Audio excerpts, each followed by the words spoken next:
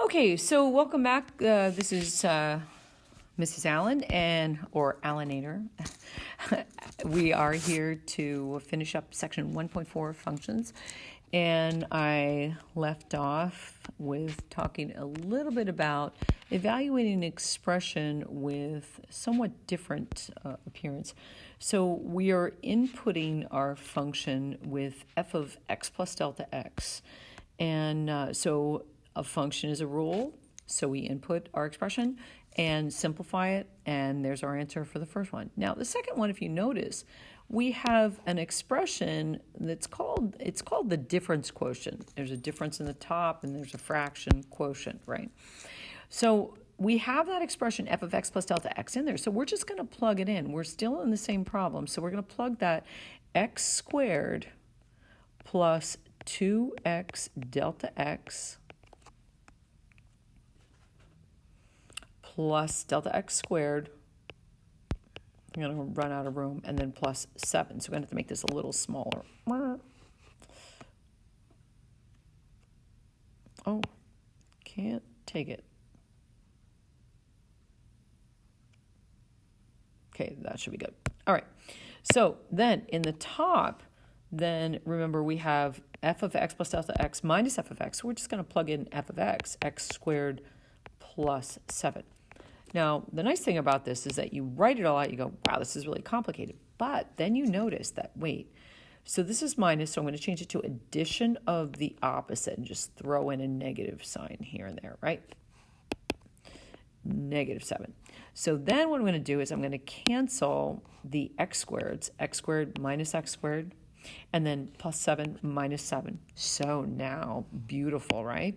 So it turns out, now this is equal to, this is not an equation, I'm just using the equal signs to say, make an equivalence statement.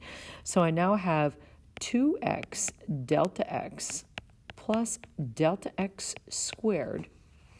That's all that's left in the numerator, and then it's over delta x. So what I'm going to do then is I'm going to factor out a common factor in the numerator, which is delta x, and I'm left with 2x plus, remember that's delta x squared, so it's delta x times delta x, so it's delta x all over delta x, and cancel the delta x's, and we're left with a final answer of 2x plus delta x. Really feel like you've been eating the elderberries. Really feeling strong, right?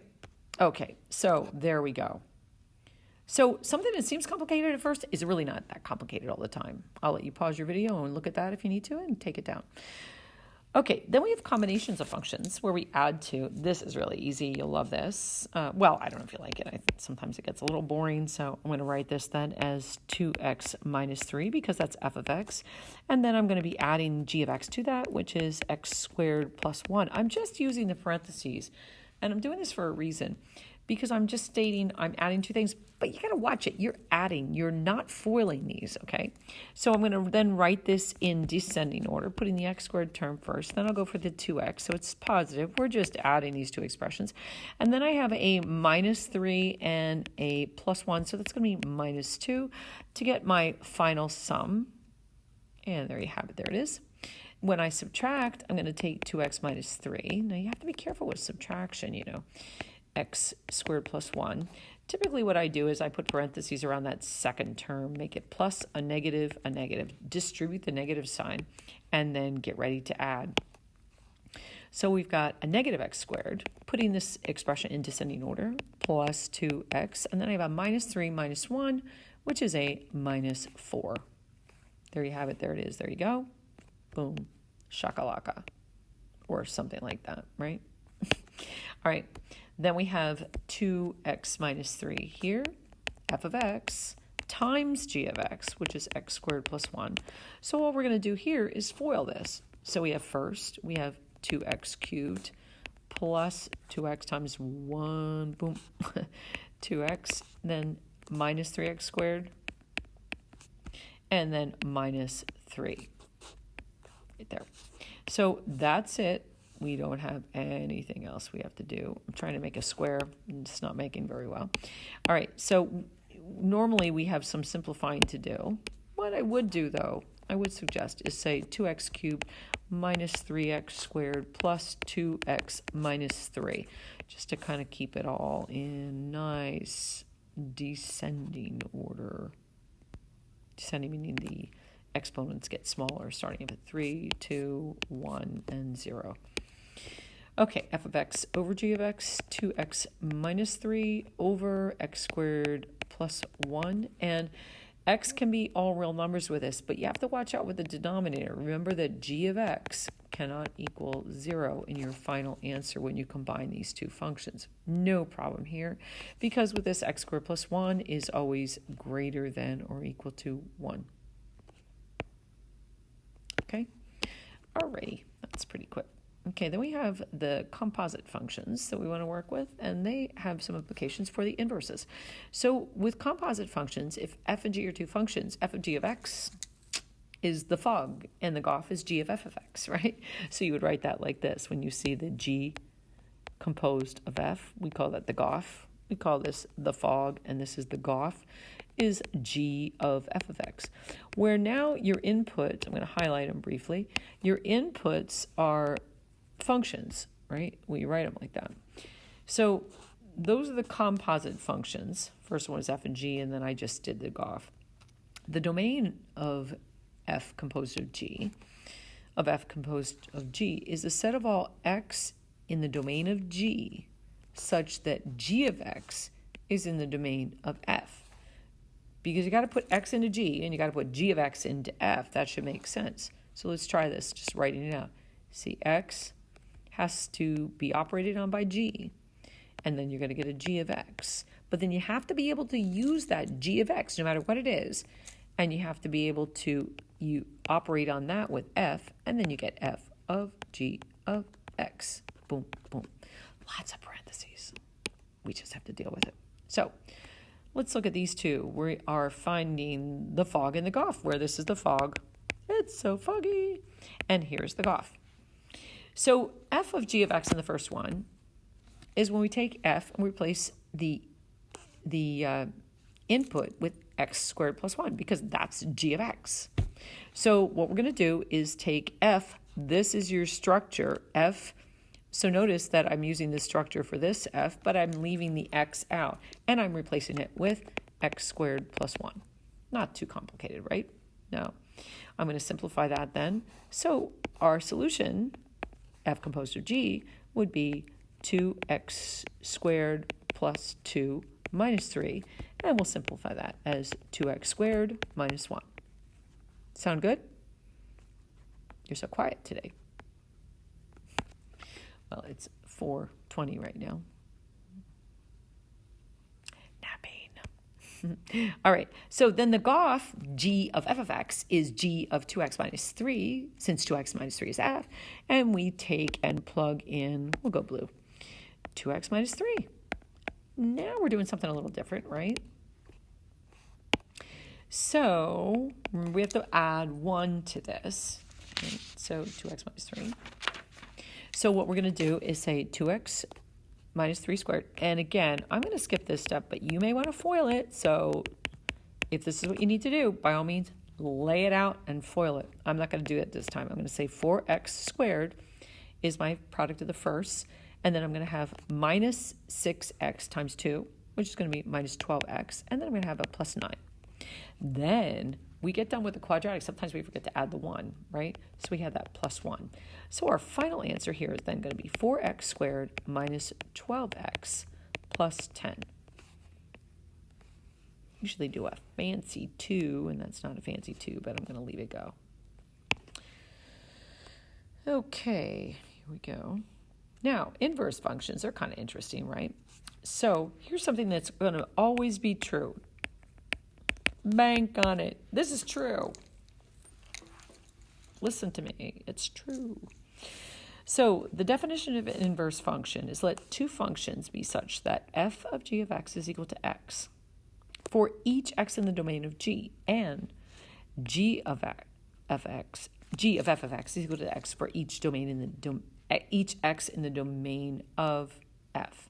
So under these conditions, the function g is the inverse function of f. The function g is denoted by f inverse, which is read f inverse. This little f, this is not. So it's something you have to be careful with.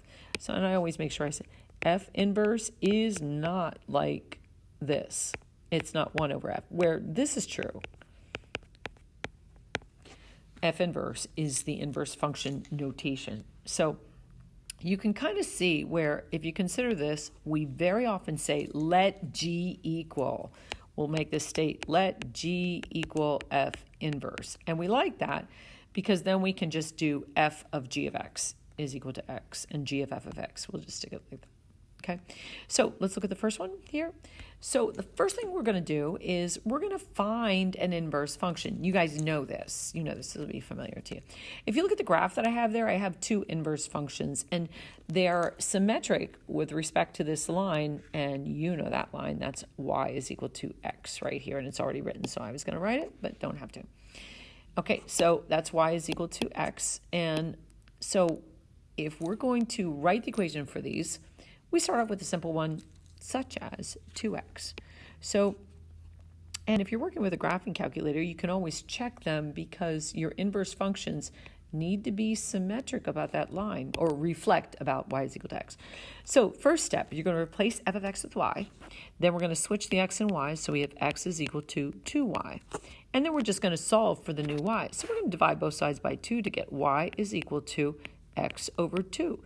Now, you guys know that as y is equal to 1/2 x, or x over 2. Sometimes I leave it. If I'm going to use composition of functions, then after I find the inverses or something like that, I leave it as x over 2. It's easier to deal with, but you'll come to understand that. Okay, so now we have y is equal to x plus 4. Switching the x and y's, we replace the f of x with y. X is equal to y plus 4.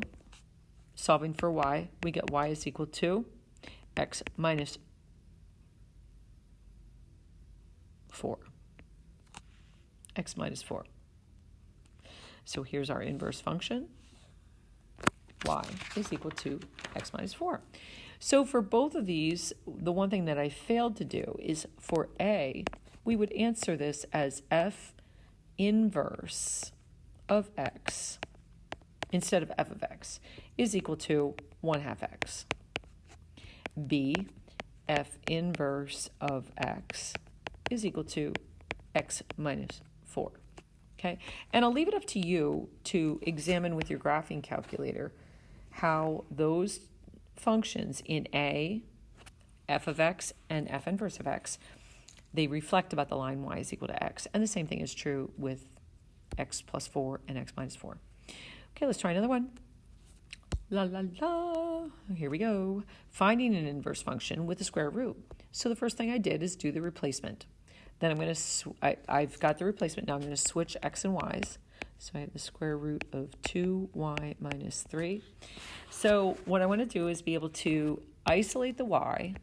So now it's under a root. So how do you solve for a variable that's under a root? Yes, that's right. Thank you. Square both sides. So when we square both sides, we get x squared is equal to 2y minus 3. We're going to add 3 to both sides, so we get x squared plus 3 is equal to 2y. Dividing by 2, we get y is equal to x squared plus 3 over 2. So we're going to make the final statement, f inverse of x is equal to x squared plus 3 all over 2, and I'm going to leave it as a quotient. You might think, should I write it like this, 1/2 x squared plus 3 halves? You can. I'm just going to leave it as the quotient. Okay. Make sure when you do that, when you're using the calculator to check it, and I recommend that you do that, take both functions and make y1 equal to the square root of 2x minus 3 and y2 equal to then x squared plus 3 over 2, right? I think, did I have a mistake? Wait, no, I think I'm good. I think I'm good. Okay, x squared plus 3. I was looking here and thinking, oh, did I make a mistake? I should have subtracted. Little things like that. But check it out in your calculator. The one thing that I want to hand you is a reminder to put parentheses. Put parentheses around the numerator. Okay, one more is this function. A function that has no inverse.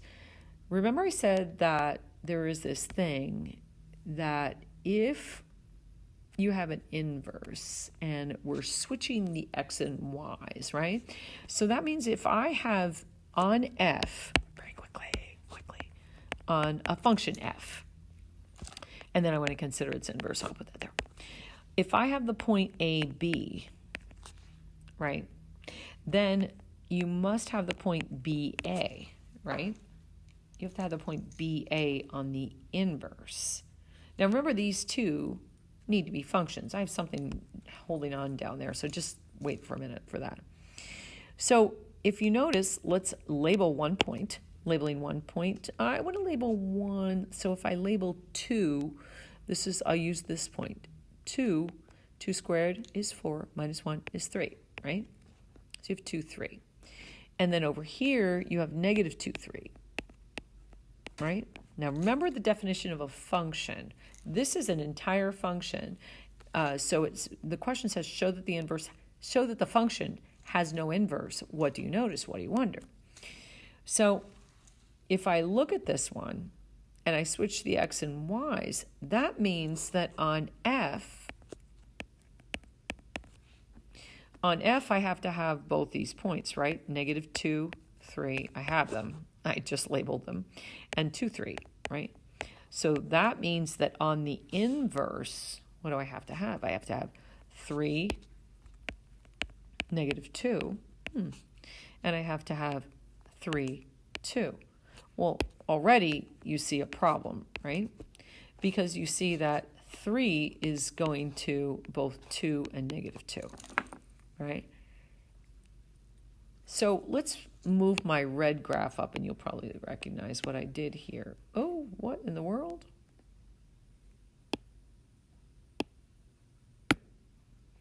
So let me see if I can get the whole thing this time.